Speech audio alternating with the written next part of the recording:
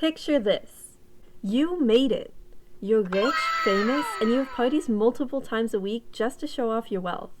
You could buy anything you'd ever want. Every car, animal, shoe, or tech advancement that interests you is yours.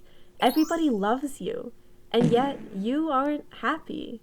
You might be wondering, how is that possible? I'm here to tell you that it's entirely possible. It happens every single day. Because the American dream, or making it, isn't entirely real. And I've got a lot of literature to back me up. Hi, I'm Sky the Philosopher. Let's talk about the American dream, the problems surrounding it, and two great novels that'll help me get my point across, Of Mice and Men and The Great Gatsby. Now, this is going to be one of my more controversial videos, so let me say a quick disclaimer. I don't want to offend anybody who's inspired by the idea of the American dream. The purpose of this video is to convey viewpoints from some classic novels and how the American dream is important to their themes. Okay, got it? Good. Let's begin. By now, most people have heard of the idea of the American dream, or at least they've seen it on TV. It's the belief that with hard work, dedication, and capitalism, you'll achieve the common dreams of wealth, stability, and love. And that dream sounds amazing. So why am I being such a hater, and why are some old books dissing on it too? Well, the American dream is flawed. It follows a capitalistic belief that everybody's given an equal chance to be successful. But that's not true. And not everybody is going to be a billionaire, even with hard work. Let me quickly use Of Mice and Men as an example here. This is a great book written by John Steinbeck, and it focuses on two men, George and Lennie, who are struggling to live during the Great Depression. I'm gonna spoil the end, as I do, so skip to the time shown on the screen right now if you don't want to see that. Throughout the book, the duo believes in their own version of the American dream, to manage their own farm and live off the fat of the land. My bad, I'm from BC, I really can't do that impression. But anyways, they work hard to get there, they labor in poor conditions, and they save any penny they make so that they can make it.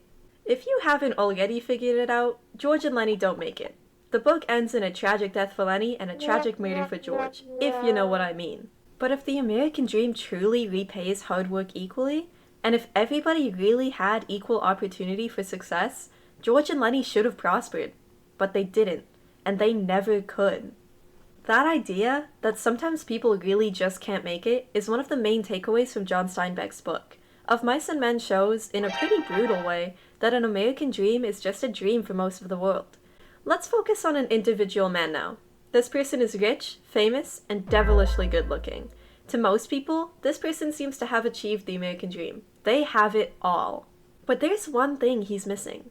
The love of his life, a woman he's obsessed over since he was young, does not love him.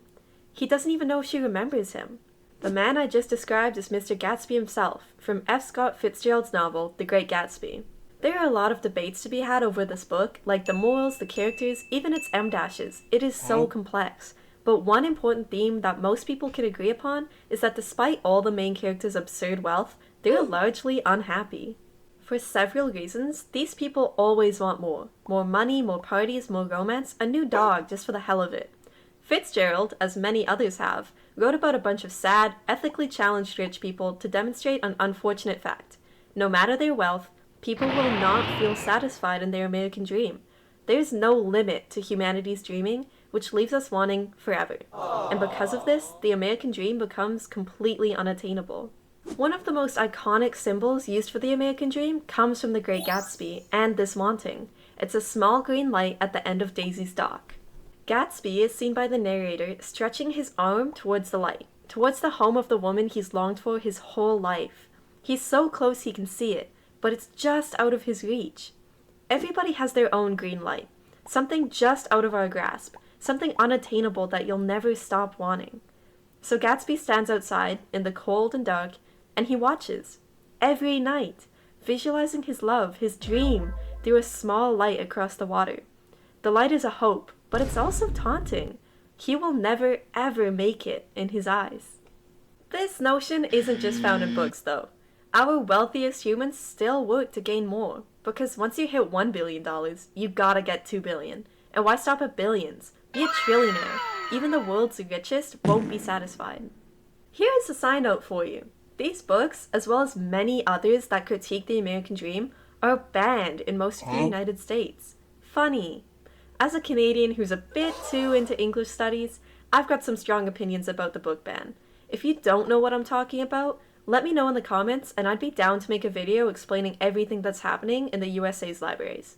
Anyways, if you enjoyed watching this video or maybe even learned something from it, consider dropping a like. It's free and it really helps the channel grow. Thank you so much for watching and supporting my capstone journey. I appreciate it so much. See you next time. Bye bye!